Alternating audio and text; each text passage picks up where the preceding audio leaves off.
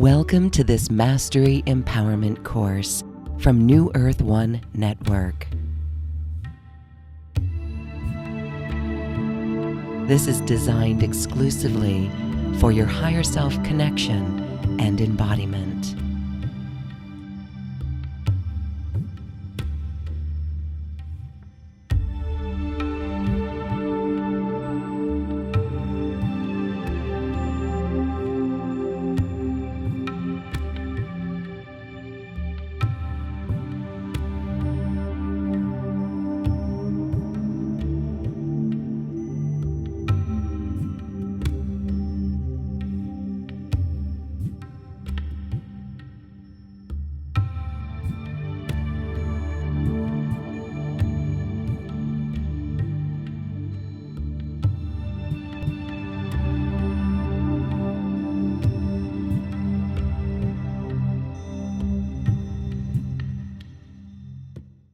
Welcome. We are here talking about the Lightworker Musicians Guide from 3D to 5D.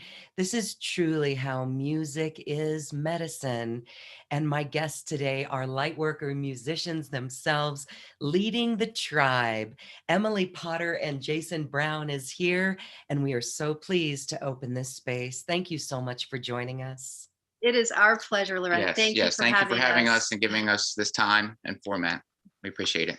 When we're talking about New Earth, we're actually using sound and music to really lift us into higher vibrations. That's really the name of the game. So as we share more and have you share more about this Lightworker Musicians Guide from the 3D to the 5D, let's hear about each of your stories of how you got here to this mission.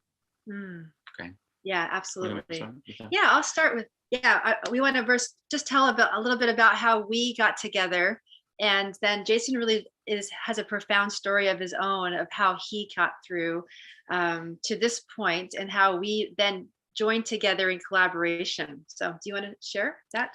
Yeah, well, I was just going to share my story of sort of defining, at least for myself, what it means to be a lightworker musician. I started out, I really more consider myself probably a musician lightworker because I spent most of my life more as a musician and pursuing music. I hadn't even really heard the term lightworker till just a few years ago. So my main focus up to about 4 or 5 years ago was solely music and not really thinking of the lightworker or the higher consciousness aspect of it. And so music took a hold of me at a very young age. And it was through music really that I was able to feel a connectedness to other things. And it really opened the world of interconnectedness and the mystical side because the music was able to totally take hold of me and snap me out of wherever I was and sort of transport me. And that was really the first thing in my life that I remember able to do that. And it sort of so opened the door then to my whole lifelong study of things mystical and spiritual. And over time, my music, that was just like, I'd never really combined the two, the music and my interest in spirituality.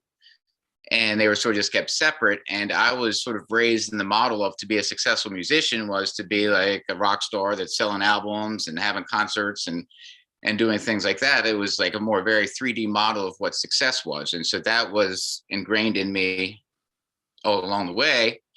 And I had gotten to the point a few years ago where I was mildly successful, at least locally, with gigging out several times a month and in a band, in a duo, and working on an album of songs and had some guitar students. So mildly successful at what I was doing, but it got to the point where I couldn't deny the fact to myself that there was something missing to it, that it wasn't fulfilling in the way that I expected it to be at that level.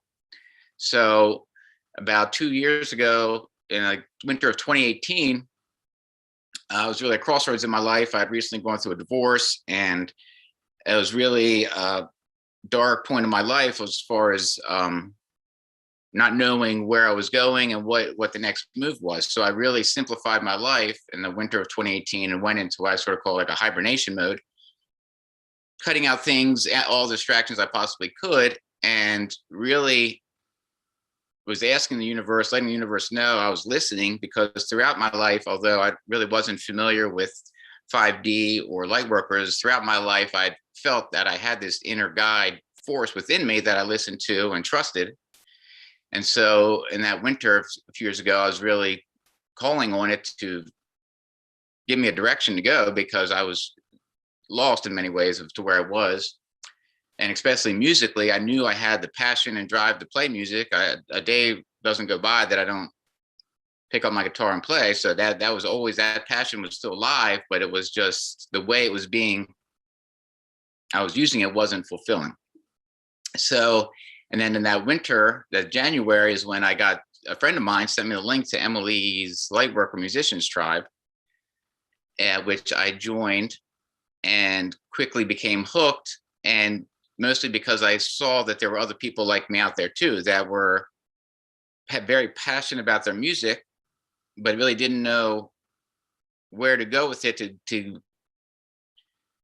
have the platform, I guess, to get out and share both their music and their intention behind it, which was to uplift and heal and raise consciousness of people, more so than write a hit record or become famous or wealthy through their music. So finding that group was very instrumental. And then that summer, I ended up taking Emily's mentorship course, which was the perfect thing for me to sort of understand how to bring together those two aspects of myself, my passion for music and my passion for spirituality.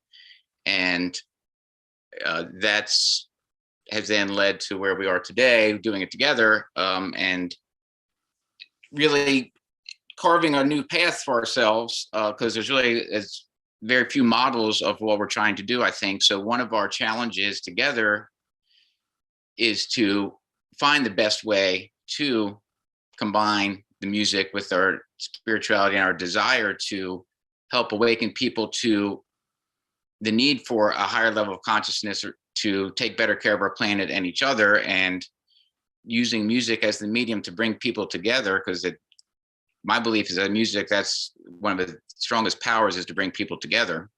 And then once we're together, then to sort of have that dialogue and experience that inspires ourselves and others to go about things a little bit differently, that's in a more healthy and beneficial way to themselves and others. So then on my end, he came into this Lightworker Musicians calling as the musician. I came in foremost as a lightworker and only secondarily as a musician. So we just figured that out recently, that's really what brings the yin yang into our relationship as a partnership and as our calling.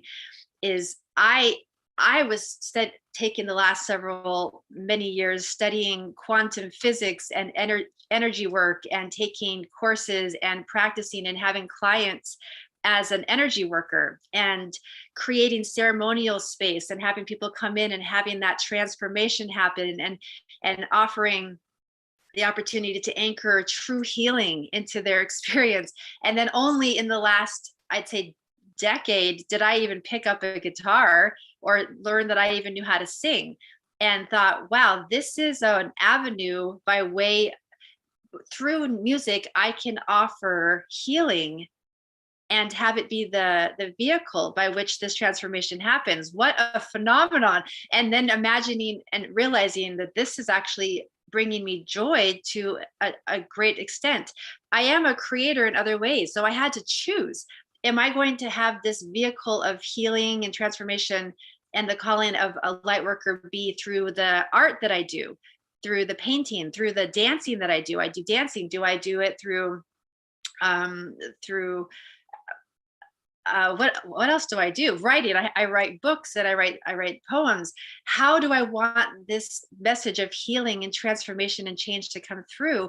And it was really, I had to create a relationship with music and say, I'm choosing you, because I want to focus and become the musician to a point that I can be more masterful in it. So I had to choose out of all of the things that I have passions for. And I have to say, that's been one of my greatest challenges. And this is a place where I talk to the other lightworker musicians in my tribe about, is feeling that deep level of insecurity. How do I call myself a musician? Do I give myself that title, and can I own it just because I pick up a guitar and sing? Or do I wait till someone else gives me a piece of paper with a certificate that says I'm a musician? I had to decide to claim it for myself. And so then when we got together to do this calling together, we realized this is actually quite the strength that we have, is that he's coming in as the musician first, secondarily as I can't say, it's kind of like a limiting thought to even say the secondarily, but just by way of describing this, we are now enmeshing this title together. And Loren, it's so amazing. It's such a profound calling that Lightworker musicians exist with a specific way of trailblazing into the 5D. And that's what we want to talk about today. There's Lightworkers everywhere. I watch many of your shows here on this channel, and I'm listening and I'm gathering. And then there's musicians out there that I listen to. But a Lightworker musician, I'm getting very strongly that we are profound people that have a specific vibration, a specific sound vibration in anchoring this new consciousness. And we are really, really humbled and grateful to be part of this and to lead, to help people have a guide into the fifth dimension with these tools that we want to offer. We're very excited to be part of it. And also we want to really be sure to say, we don't know what we're doing, just like anyone else doesn't know what we're doing. What we're doing is trailblazing. We all know the fifth dimension, there is no static or model way of doing anything, because we're creating it as we go. So we are creating this space where we want to redefine what success looks like as a musician. We want to redefine that. And that's something we're going to take some time to talk about today. We're redefining it so that we can really understand and comprehend and find the joy that's right here, instead of seeing a 3D model of what a lightworker is truthfully a musician, where it has to have an agent and a label. Get yourself, to New York or Nashville or California, where you have to have, a signed contract. This is a way. This is a way. We're not saying that that's not a viable way, but there are so many different ways of doing this calling. So we're very excited about that. And to be able to articulate it, we're not even saying that we know how to yet, because we are all creating it as we go. So very exciting time to talk about all of this. Yes, I would add to what you just said about the 5D, of where she was saying she was insecure about the musician part, where I felt confident in that. I was insecure of, well, who am I to tell anybody else what they should believe spiritually, or, and that we'll get into those conversations too, about how then a big part of the work for me was a lot of inner work of checking myself and my own integrity and my own reasons for doing what I'm doing, because that is really a big part of it. And one of the very interesting things I learned about as I started diving into sound medicine was a book, and the author talked about how your intentions actually travel on the sound waves. And so knowing that, I mean, that puts a lot of pressure on you as somebody's making music, of like, whoa, that's too much. I mean, and so then you have to be very aware and self-conscious of what is my intention right now, and really work on clearing yourself. And especially then when you're performing in front of others, so that what you're putting out there is what you really want to be putting out there. Because if you're not aware of other things, then you can be putting out things that you're not even aware of. So that's really being a key part of the journey for me, is really being way more mindful of every step of the way and when I'm creating musically. Well, thank you both so much for being bold enough to really be those trailblazers, to blend in every one of your skills and your passions into something new. It really is the recipe for new earth. And you mentioned the word integrity, really important here, this awareness. So I just wanted to commend you for that. And I want to go back to a little bit about what you said. And isn't it interesting, the year 2013? Now, you said January. Was that was right after 2012, 21, 2012? Yeah, well, I think for me, I mean, my whole big thing was more recent than that, but that was the beginning, a time period of looking back now. I mean, that's when the changes that actually manifested a couple years later, I can see that that's around the time period of the seeds of them of where the feeling that I needed to be doing something different than I was really there. And it took several years for me to really get up the courage to make those changes, because I mean, stepping out from the 3D world into the 5D world and mindset is a huge transformation, and it's not something you can just sort of do undercover if it's going to be real, so that people around you notice it. Your relationships change, your everything sort of changes, so it does have an impact. So it did take me time to build up, I guess, the courage and I guess be able to fully believe in what I was doing enough to really step out and into the role that I have right now. So it's been a long process.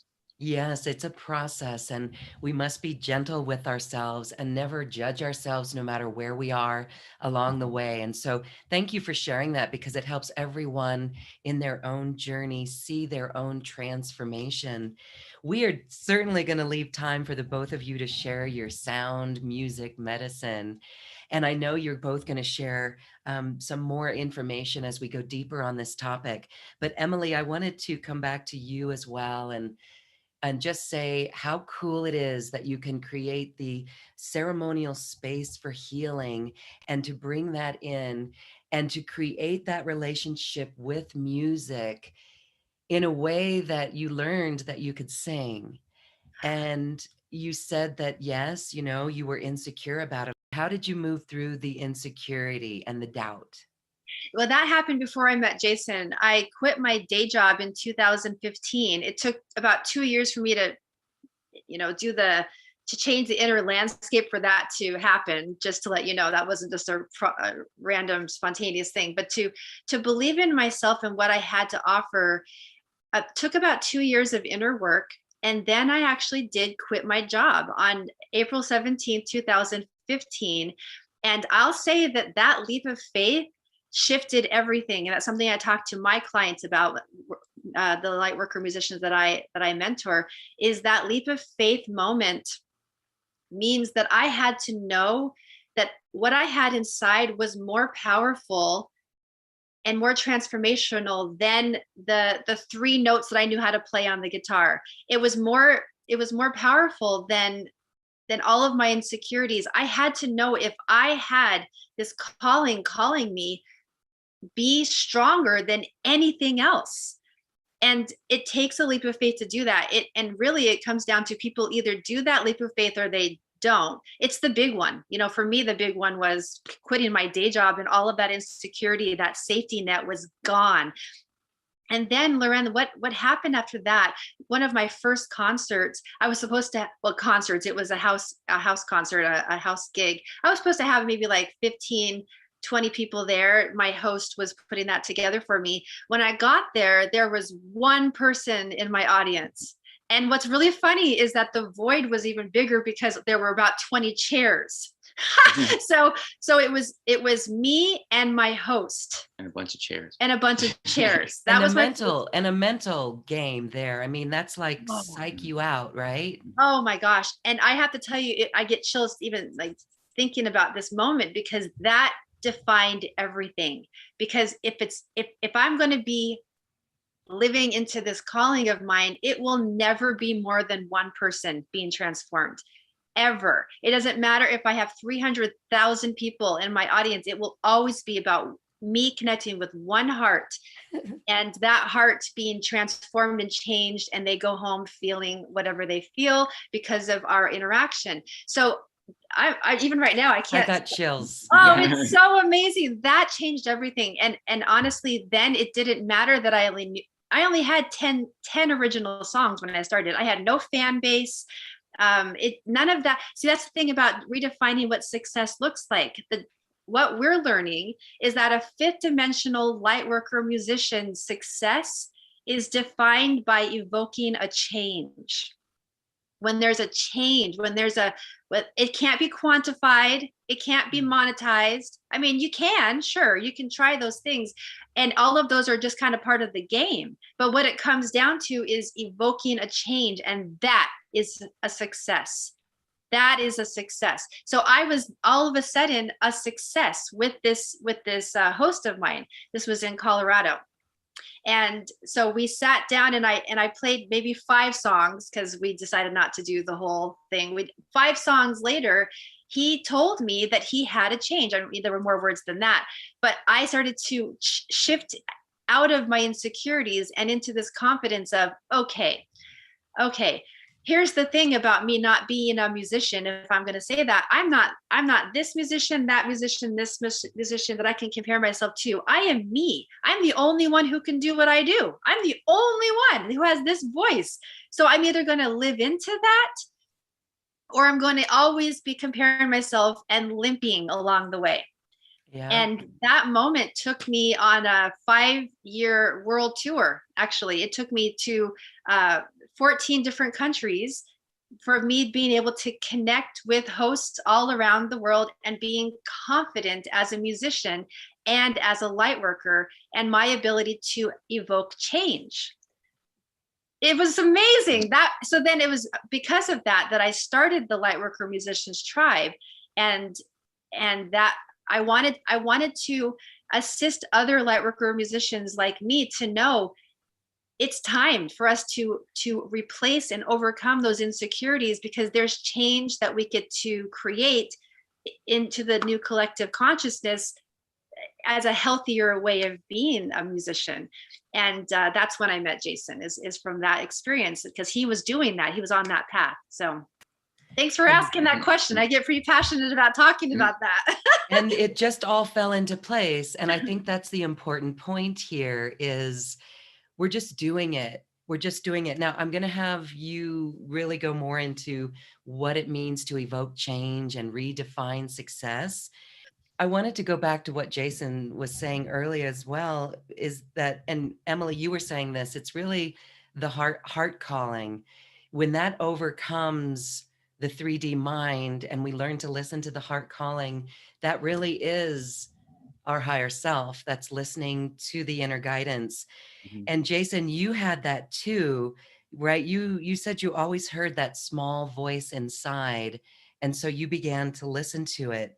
So share a little bit about what happened when you made that transformation, where you went into hibernation and you heard that small, still voice. Right. And it's a matter, for me, it was just a matter of fully surrendering to listening to that voice, because it's there. But when that voice is telling you or guiding you to do things that is facing resistance from either things you've been taught or the people around you, it makes it very challenging to fully listen to it and follow it. And so that was my journey for many years, of doing, what I felt like I was supposed to do to be successful and have a full, and all those things. And so I sort of took the leap of faith about 4 years ago of just totally changing my life, and then without really knowing what I was going to do. And so I spent a couple of years just trying to figure that out. And then a couple of years ago, when I found this tribe, and after doing some intense inner searching and reflection, and realizing that really what 5D is, personal level, is really believing in yourself and believing that voice and trusting it. And Emily and I have a song that we've recently written called Beautiful Surrender, which is really what it feels like I'm doing, is just surrendering to that voice, and regardless of what comes. And Emily talks a lot about doing whatever it takes. And so therefore making the changes and doing whatever it takes, regardless of what resistance there might be either internally or from the outside world to do it, because I believe in what I'm doing. And my experience has been over the course of these past few years that each time I take a bigger step in that direction, the universe responds and lets me know that that's what it wants me to do, because it just keeps things keep flowing in that direction of where I'm trying to go with following that voice. There's been a lot of support that I never would have imagined would have been there for what I'm doing. And I can't help but believe that it's because I'm stepping more into that calling that then the universe responds by then bringing the people into my life. Like my first experiences with finding Emily's tribe, and how then making more commitments and bigger steps along the way, just continuing to lead me on this path where now I'm so far in it that I can't imagine anything else. And it's very different than what I would have thought 3 years ago. If I would look forward 3 years, I don't think I would have envisioned what I'm doing right now. But by following that inner voice and really trying to cue in on what the universe is trying to tell me, and it's really has worked out amazingly, and just keep continuing to trust that. And part of that goes with redefining for myself what success means. And really just it's just a very big shift in consciousness of what it means, what I'm trying to do. And my goal all along with music has been to create music that affects people the way music has always affected me in my life. Music has always been a therapeutic thing for me, whether I'm listening to it or playing it. And my hope and goal is to help it be that for somebody else. And so to me, as Emily was saying, if that is one person in my audience, then that's successful to me. That's really where the reward comes in, and that's the goal behind it and intention. And yes, I love it. And Emily, I love how you say, if it's just one person, if it's just one heart that we shift or elevate, we've done our job. And that connection within ourselves, if that's what you do and make that change with one person, then bravo, good job. And the results, like you said, it's okay to, when we redefine success, it's okay to have money and have success and have bigger audience. But the key is we're not starting from that perspective. We're starting from the heart where we do it for that. Everything else is just a byproduct, right? Your byproduct of meeting Jason because you were in your zone, and the byproduct of new opportunities that come up, new connections, money that flows in, energy exchanges in that way is simply a byproduct for you living in the vibration that you're putting out. So beautiful. All right. Well, thank you both so much for sharing really your stories and how you met and got there. I know there's a deeper story to that, but let's start defining what it is to be a lightworker musician.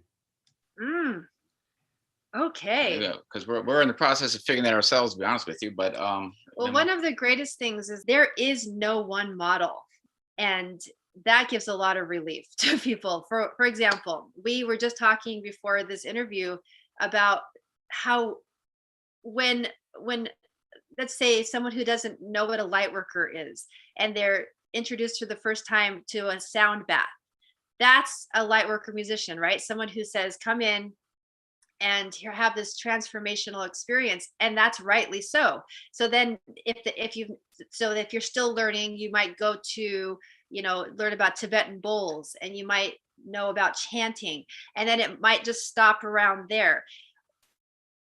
That is one genre of a lightworker musician. We happen to be folk music medicine, where we are playing like folk guitar music, and we're playing piano, and we're playing at farmers markets and honing in on the deeper connection of the people passing by. We're not, that's only one aspect in one venue, but we just had someone just tell us that the last time we played at a farmers market, it was something like, so your music brings life to this market. It fills it with life. I mean, and that's success. That to know that that's what our music is doing to her, that this woman that vocalized it, and perhaps many that didn't, that that's really the ultimate goal of what the music is. And then, as you said, the other byproducts that come with it, sure, bring them on, but that's not the original intention or goal. A full guitar case full of $20 bills is awesome as a quantifiable way of people really liked what we did. But I'll emphasize for myself and say vulnerably that I really had to do the work around seeing that moment alone being a successful moment and having that fulfill me. Because I've shed tears thinking, why am I only doing this kind of gig? A real musician would be on a huge stage, right? With ticket sales and right, exactly, with quotes. That's the whole point here is I could be miserable the rest of my life thinking that it should look a certain way. But this is the invitation of the fifth dimensional consciousness saying, you're missing the magic here of true change being part of a true changing world. This woman had an experience where there was life. We brought life where there wasn't life before, in the same way. And that feels amazing. And the real disconnect for me is, why wouldn't that fulfill me? What do I want instead? Some kind of quantifiable validation? Well, so I'm basically just reiterating what you said. Everything else is secondary. This is what a true lightworker musician knows, is that we are in the purity of our calling, and everything else flows. So I do want to share that. The first thing that I said is that there's no one model. There's no one way of doing it. Whatever genre your music is that's calling you, you got to do it. Whatever. We in our tribe, we even have, we have heavy metal artists in there. We have sound healers. Everybody is creating a warm environment in the tribe where we're saying, who are you and how are you creating a transformation and making the world a better place and making change happen? We invite you and we celebrate you. So there's the first thing I'd like to say. Do you have something else? Yeah, I was just saying to what you're saying, that we do have there are a variety of musicians in that tribe, but what unites us all is the intention behind the music is not about, oh, look at me and how great a guitarist or whatever I am. I'm playing this music in hopes that it will have a positive impact on whoever's listening to it. And we need that. I mean, there's people that listen to heavy metal that need healing, just like people that need to go to a sound bath and get healing. I mean, so there's all kinds of people out there that need healing. What I like about the tribe and the 5D model, there's room for all of that, as long as the uniting force is the intention behind it, as opposed to, but then it can look like anything it wants to after that. So, like self-promotion, did you want to talk about that a little bit more? Okay. So did you want to, were you saying something else? Well, we can just keep going, Lauren. I would say that another huge one is to talk about defining what a lightworker musician is. I've had to get very clear about where lightworker musicians have the greatest weakness. And I believe that lightworker musicians have one strong weakness that we all can understand. And it's what I call the starving artist syndrome. It has hit us. It's hit a lot of other kinds of artists, but I was going to ask you about that, because I think it's pretty much ingrained. It's programmed in our society that, musicians don't make enough money. I hear it all the time. And I'm always like, I beg to differ. Oh, yes. Beg to differ. Keep begging to differ. Because this is it. I love that you use the word program. I have a sneaking suspicion that that's exactly what's gone on. Is we've been targeted, and I don't mean that in a victim way. It's like an overcoming way. We have a specific syndrome. I would even call it a mental emotional disease of the starving artist syndrome.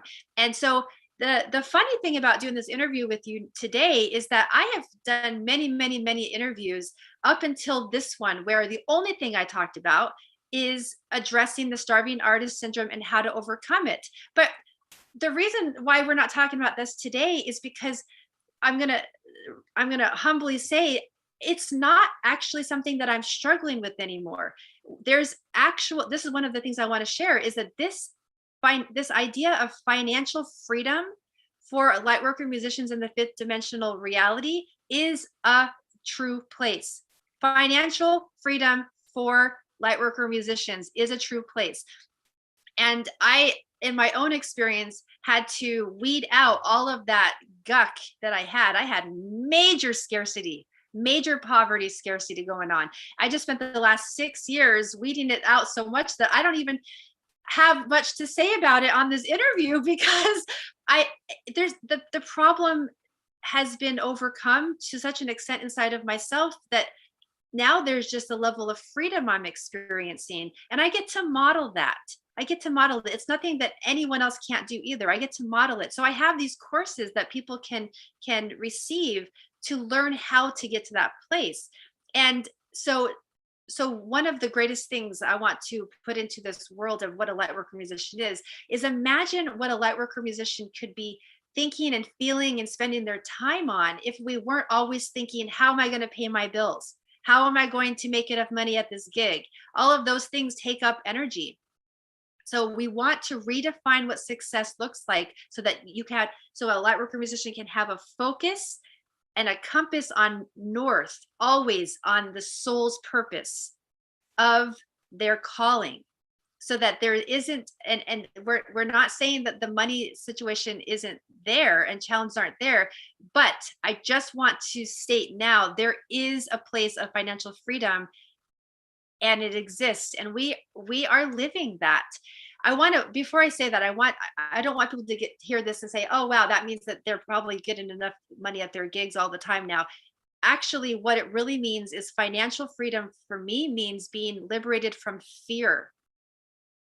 And so on my own journey, I had to go through getting sued. I had to go through house foreclosure. I had to go through having a life-threatening disease that was very expensive to overcome and I didn't have health insurance. All of these things are the best blessings ever, not during it, of course, but definitely sending me into a new reality where I really don't care to give it my attention anymore. I've gotten through so much of that, and that was really, really necessary for me to do. So that's a second part of what a lightworker musician definition would be, is someone who is so connected to their calling that everything else is secondary, and being able to release themselves of that starving artist syndrome or the fear of being a starving artist. It's so fun to talk about that. Yes, and I know you teach like hours-long courses on this, and it goes deep because there's so much in poverty consciousness or lack consciousness. Even myself, I had to go through that. And it was really interesting when I saw the correlation of, I had a lofty goal for my business in 1 month. This was way back, and I think it was around this 2013, 2014 time. And when I had that lofty goal, I met the lofty goal, but my belief systems were still in place, that exactly the amount that I went over in my lofty goal, I had a car expense, and then it kept coming. And it was only until I saw the flow of money, I saw the guy changing the tires on my car, and it was like I saw from a huge perspective, and the money that I was giving to the company in this business was going to him, feeding his family. And that shifted it right there. Yeah, and one of the parts I remember from her course is it touched on what you just talked about with the flow of money for those 4 tires, and you were able to see the bigger picture that you're able to help this man provide for his family. And so one of the things I remember talking about going through the 5D money alchemy courses, being thankful for your bills, and there's many ways to be I'm thankful to pay my phone bill this month because I'm going to use my phone to connect with my friends and family. I'm going to use my phone to record myself playing music. I'm getting so much benefit out of this phone that I'm thankful that I am in a position and able to exchange it, because this phone is going to be more valuable to me over the next 30 days than that money would be if I'm able to see the bigger picture. And so instead of being like, oh, another bill, and getting stressed out, it's like, oh, okay, well, but then the other side of that then too, with other bills, is examining, okay, how much do I really need this? So do I need 150 channels on my TV. Is that a priority? So it's a matter of shifting and understanding. And this goes back to what Emily's saying about staying true north, is I found myself spending my money in different ways, because now that I'm on my path and just trusting that, okay, well, if as long as I stay on this path, the money's going to keep coming. And so trusting that I can invest in certain things like musical equipment that I need to, if this is part of my journey. So it's really been a change of being able to see a bigger picture, like you just described with your tires. To me, is part of the 5D transformation, is being able to step back a little bit and see the bigger picture of what's happening. One of the things we talk about is the guide that we're offering is going from the 3D to the 5D back to the 3D. So being a bridge, so that we're not just floating in the 5D and all of these beautiful places. We live in a third dimensional world. We can't ignore that. We're not even trying to ignore it. In fact, that's where the power is integrating what we've learned in this other dimension, and then raising the consciousness of where we are as a collective consciousness. We talked about that a lot, because otherwise, what's the point? What's the point of being human? We already are so many things, but bringing ourselves into that human space. So then that, to me, what that means is feeling my feelings. When I'm going through a house foreclosure, I don't have to love it. I don't have, it doesn't, one of the things that I want to emphasize for myself is my path has not always looked like, if I'm on my perfect path, then I will always have money coming in. No, that's actually not the truth for me. What it is, though, is that there will always be an opportunity and a place of wealth for me. It may not always be financial. It's a lot of it is so that I can release myself of the fears of thinking that that's ideal, or thinking I'm doing something wrong if I don't have money coming in. So then money is the only form of wealth. Or that money is the only form of wealth. This is part of the inner work of a lightworker musician. This is the work. Whew, I can't say that enough. This is the work of saying, where is my wealth? My wealth is that somebody came up afterwards and said, I love that song. That was an incredible experience listening to you. There's wealth right there. Or someone saying, hey, I just invited my friend to come in and listen to you as well. Or I shared my music with my friend. In a third D level of success, that doesn't look very successful. Just two people listening to your song. No, it has to be thousands and thousands before you can even equate it to be successful. But one share. This is the building blocks of this new world, is the way we're thinking, and then integrating that back into the third dimension, so we can actually enjoy this thing called life on the planet. We are coming into a transformational economy more than a financial economy. Now, I don't know if this is going to be widespread, but this is something that I've learned specifically on what I'm stewardship of the lightworker musician living their calling. We are bringing ourselves into a transformational economy. What this means is that there's a space created, and sometimes there's a home space, a workspace, and then there's a third space where we come together. So a yoga space or a backyard. There's a space where the musician and the audience comes together, and they have the intention when they come together of having a transformation occur. This is something that's already happening all over the place, but to be more aware of this being the economy that we create, where people are already doing this naturally. We gather together around campfires and we have a transformation. As the lightworker musician who is the performer, the one on stage at that event, to be aware that you're creating a transformation and having that be the economical exchange happening, you are now leading that space. You are creating a ceremonial transformation where at the end of the night, there could be money in your vessel. And I wish that upon everyone. However, do not miss the opportunity to say, the transformation was the riches. That was the riches. And so I wanted to just put that word in, that we are creating a transformational economy that is, I'd say, I can't say more impactful than a financial economy, but at least in the fifth dimension, this is the guide into that awareness of, this is the intention. This is why I'm doing my calling. And I'll say even more so, I listen to your show enough that a lot of people talk about this, your guests talk about this, and I want to as well.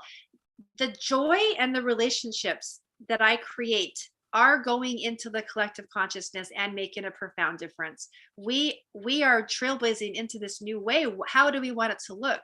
My definition of the fifth dimension kind of comes down to two words, is joy and relationships. I don't practice the guitar unless I'm already in that space of I'm intending to have this bring me joy. Even if no one listens to me playing, I'm bringing in that spirit of joy and inserting it with consciousness and awareness into the collective consciousness. And I get to know that even in my little living room, playing the guitar with my joy, it is making a difference.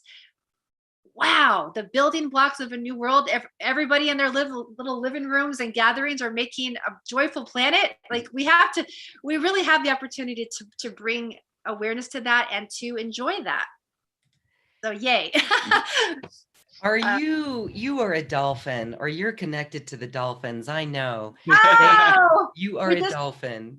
We just watched a documentary about dolphins the other day, like 2 days ago. And I was wishing I was a dolphin watching that. I'm having so much fun in the water and flipping. I think you're feeling, I'm very motivated by play. And so I appreciate that. Play. Yeah, and this the relationship with money is very paramount to Lightworker musicians, in the fact that money is one of the first things that can get in and sort of compromise the integrity of what you're doing. So meaning that if you're out in a performance and your foremost thought is how much money am I going to get from here, even if besides that you still want to make a profound change in people, it's sort of watered down a little bit if also attached to it is this need for a certain amount of money in return. So because I was thinking of your question about what is a lightworker musician, and I think for me it's easier to answer what is not a lightworker musician, because I've worked with many musicians through the years, and I can tell right away the ones that I enjoy playing with are the ones that, for the most part, have a similar intent that I do, that it needs to be joyful, and we're there to have a good time and help other people feel good about what they're experiencing. And then there's the ones that are like, well, how much are we getting paid? I mean, it's like, okay, well, never mind, so and that difference gets translated. And to me, which is why it's been very beneficial for me to reshape my relationship with money, because then when I'm playing I almost feel like any amount I get is, oh, wow, that's like the cherry on top, because, I get to go home with money now too. Great. And I think, and my experience of playing gigs where there's that pressure there's certain clubs where you play and there's certain pressure, you have to get so many people in, because any business you're going to take your music into, it is a business and their priority is going to be monies. And there's a definitely different vibe to that experience. And then when we go and play, and it's like whatever we get, which is voluntarily given by the audience, that vibe is totally different. And I feel more free as a musician to just be myself and do what I'm doing, and not feeling I have to meet any sort of expectation. And that's very important. And I think especially in a musician's world, of having the priority be to heal and bring a good experience to people. And without a change in your attitude towards money, that's not going to happen. Let's take a moment here and have you guys do some songs for us. We decided to do an original for you that Jason wrote. Well, actually, we both wrote. He started it, and it's about us. So it's one of our more personal ones. Yeah, this one I started writing next. Emily lived in Utah, and I live in Maryland, and she moved to Maryland. But this I started writing when she was still in Utah.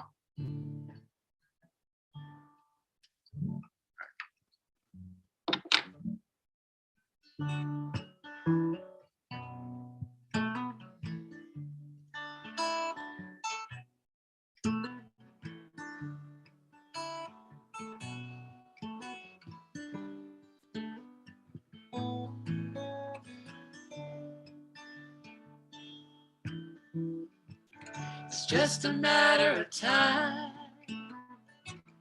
It's really no surprise. It sure ain't no lie. Oh, I'm falling in love with you.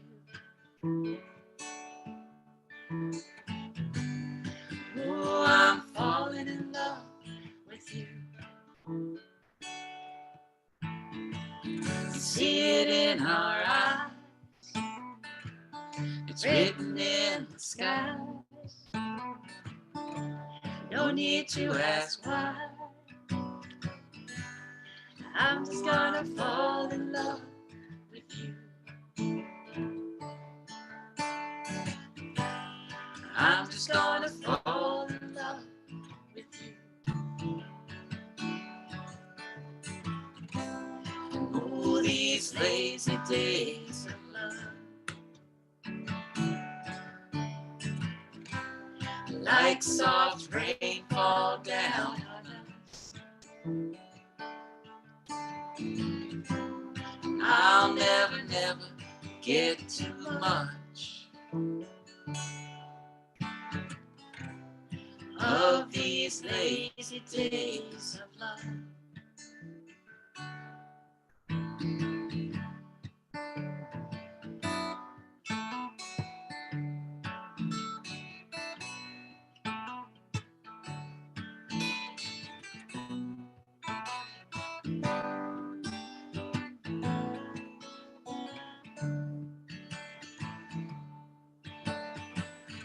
As the time goes by, we'll stay side by side. And I'll offer you my life. Oh, I've fallen in love with you.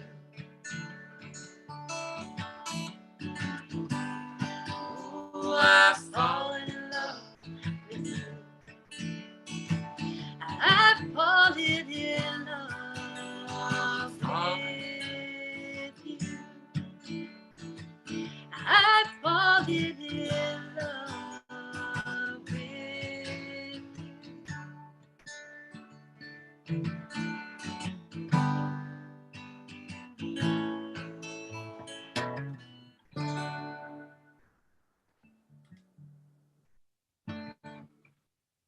Emily Potter and Jason Brown is playing for us as the Lightworker Musician Tribe.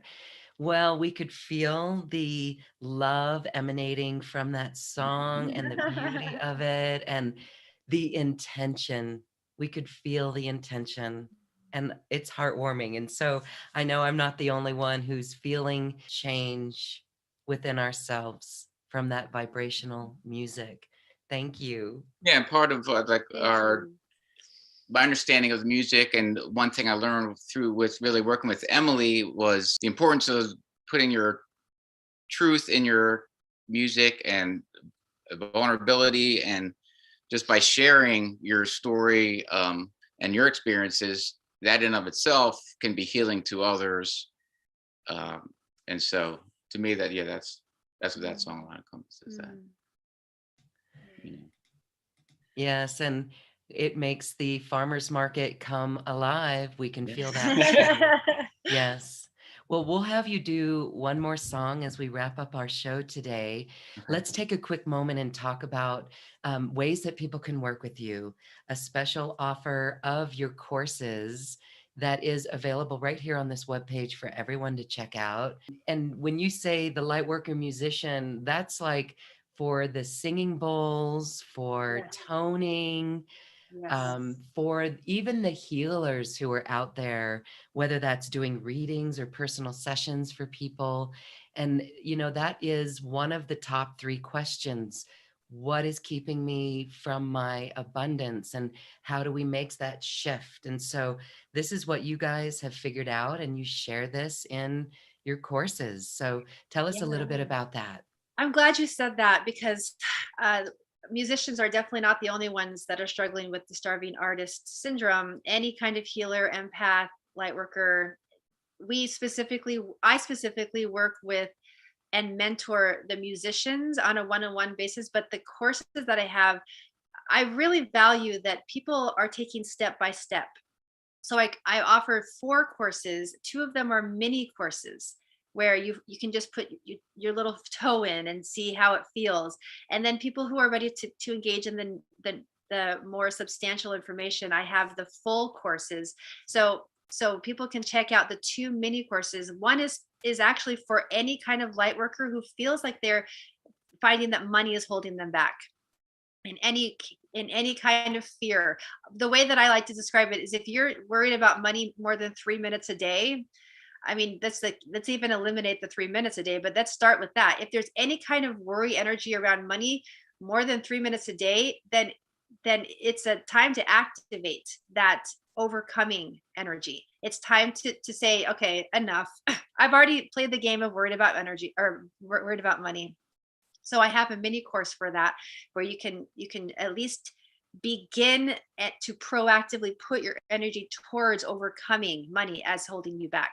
So that's one of the courses. And then there's the other one specifically for musicians, specifically for those who want to create a deeper relationship with their audience.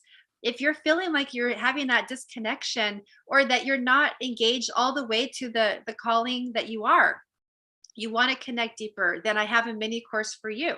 And the 4 courses that are available are all automated and online. You can just do it at your own pace, and you have unlimited access to them.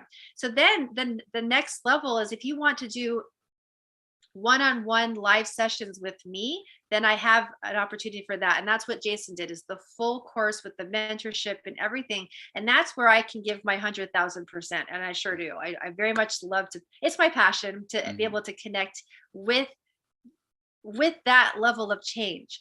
So there's all sorts of levels of how people want to interact and make a change for themselves. Viewers and listeners can check out the webpage right here and read all about that offer. So I want to ask you quickly, as we teach on money and reprogramming from money and all of this, there are games that could be played. Is there a game in mind that helps break through? The most powerful one for me is the game that I call the game of now. So let's pretend that, oh my gosh, I'm in total debt, and I have so many worries, and I have this one thing coming up that's $3,000, and all of these worries. So then the game, so all of the stress is swirling all around about money. There's worry. And the game is, do I have something to eat right now? Do I have gas in the car right now? Do I have a place to stay right now, to sleep? Do I have clothes right now? What's happening right now? Because I have no idea about the future, but the game is the game of now. What's going on right now? And if you don't have gas in your car and you don't have, food, that's happened to me too. Is there a way that I can give service to someone right now? Is there a way I can connect to someone right now? And the endless possibilities of the now really just start to come in. So then that will lead you to where the next level of now is. And so that's a fun game that I play all the time. I'll say that there was a time when I was weeding out my starving artist, where I was literally a starving artist, Lauren. I'd say New York was one of the ones where I was most starving, and I would only eat a potato because I was so scarce that I would only eat a potato a day, because I didn't have the money, I didn't have the thoughts, I didn't have the tools. So I've been in these really, really dark places where the starving artist was actually happening, and I was living through some of my greatest fears. So I had to go to that place of, what do I have right now? And all I can say is that I survived it. The fear is really just something to walk through. So the now is a really beautiful game to play. Yeah, fear doesn't exist in the present moment. And I learned that I was bitten by a rattlesnake when I was 25. Fear isn't in the present moment, because when I was actually bit, I didn't freak out and I went into survival mode and figured out what I needed to do to take care of it instead of like laying there, it's like, so that was what taught me. It's the thought of something. And that's sort of the game I play of like, well, if I do run out of money or if I don't pay this bill, what's really going to happen? It's like my mind could go everywhere. And I think in our society, we're programmed to think that, well, if you don't have a job, you're going to end up homeless and all this. Like, well, that's really programmed in. So that's the game I play of trying to take it back to, okay, well, what am I really afraid of? What am I really afraid is going to happen? And then also, again, coming back to believing in myself, one of the first conversations I had with Emily, she asked me if I was resourceful, and my response was, well, I've made it this far. So, I mean, and everybody has. There's nobody that isn't where they are already that has pulled through. So it's more a matter for me of catching myself before the wheels start spinning out of control and sort of keeping perspective, like, well, wait a minute, why am I suddenly feeling like I'm not going to be able to handle what's happening right now? And so that's really been helpful for me. Really very powerful words of wisdom from both of you who are walking your talk. And it's hopeful and it's promising for all of us, because really it's this new relationship with revenue, an energy exchange, transformational economy. When we start there, it unfolds in beautiful ways. And I just want to thank you both for that. Yes. Oh, Yes, well, thank you so much. For this time. Thank you. It's been very enjoyable being with you. Yeah. Is there one more song that we can close with? Yeah, we have another song. This is called Heart to Heart. And this one's really appropriate because this is one I wrote back when I first met Emily and the tribe, and she was started having these group 5D Zoom calls.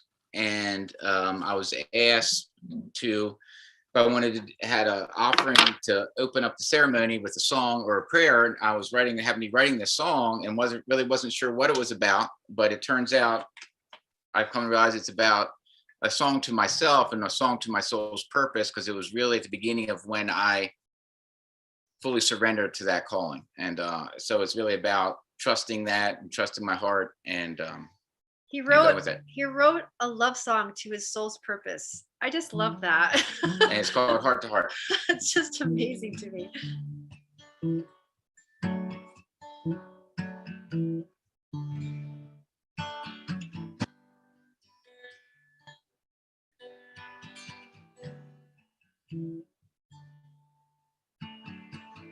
Heart to heart we stand, the future's in our hands. Tell me now, where is it you want to go?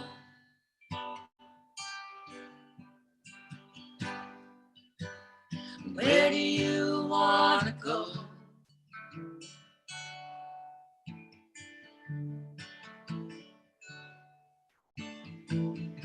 We could hit the road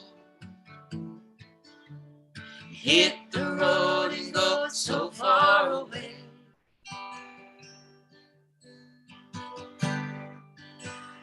Go so far away.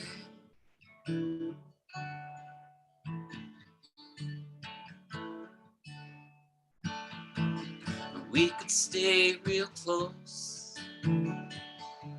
Stay real close, and we could stay right here. We could stay right here.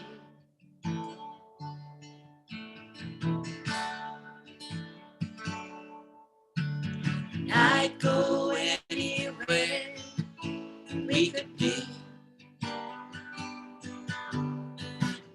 I'd go anywhere we could be, as long as it was you and me.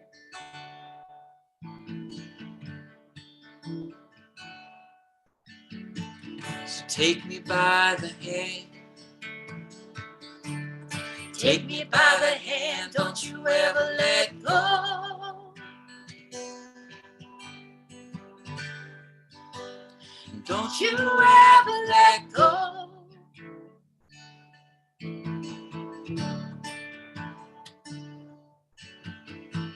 'Cause You're the one I see. The one I see inside all of my dreams.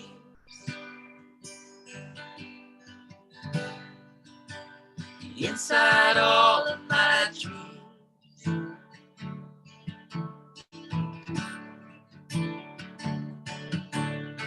I'd go anywhere we could be. I'd go anywhere we could be, as long as it was you and me.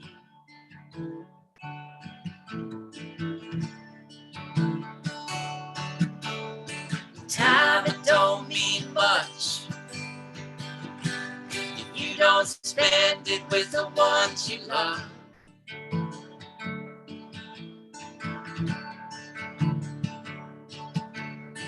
Time, it don't mean much if you don't spend it doing what you love.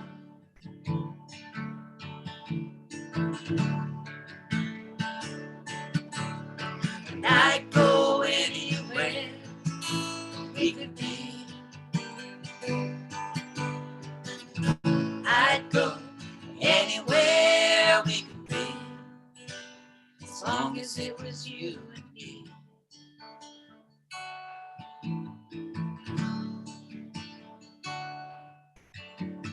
So heart to heart we stand, the future's in our hands. Tell me now, where is it you wanna go?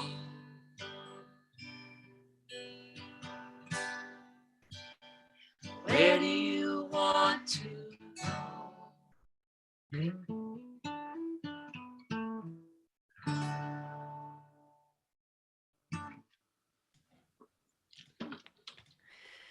Woohoo! We're hearing clapping from our beautiful listeners and viewers. Thank you.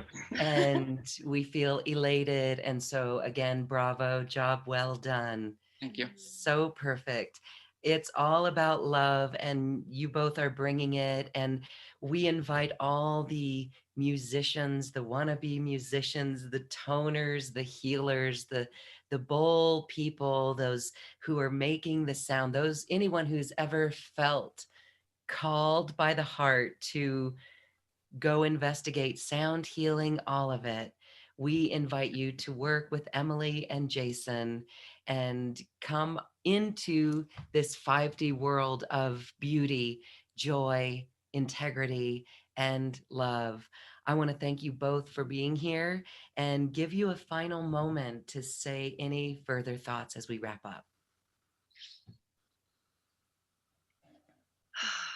Well, I just want to thank you, Loren. This is, as I said in the beginning, my journey was much more of a musician as opposed to a light worker. So this opportunity and preparing for this has really been extremely beneficial for me to really zero in and focus in on exactly how I'm bringing together my love of music and spiritual beliefs and desires to share with the world. So I just want to say thank you and for this opportunity. And it's been very, created a lot of growth just in the past week for myself. So thank you. And I want to share a message for anyone listening at all, that in this space of growth and development, I feel like the most powerful thing is imperfectly perfect, being imperfectly perfect. As this is another thing that I specifically want to say to my brothers and sisters who are musicians, is we get really caught up on doing it perfectly. And this is an invitation, and this is a tribe that, and a space that we're holding, that you are perfect in your imperfection. And we are redefining what success looks like, because we really value you being perfectly you. So that's my last message, I believe, today. Perfect, because that is a big thing to get over. There's a perfectionism that comes with it. And again, you're saying to surrender to the higher self, the call of the heart, and the authenticity of us. Like, you both are so beautiful in the singing and the music that you bring forth. And Wow, it's hard to believe, Emily, that you weren't aware that you could sing, I and know, right? it's beautiful. So really a Yeah. great partnership that you both bring in your yin and yang. It's beautiful. So we Thank you Thank you. so thank much. you for raising the vibe of our planet. Thank you, thank you, thank Yeah. you. Beautiful.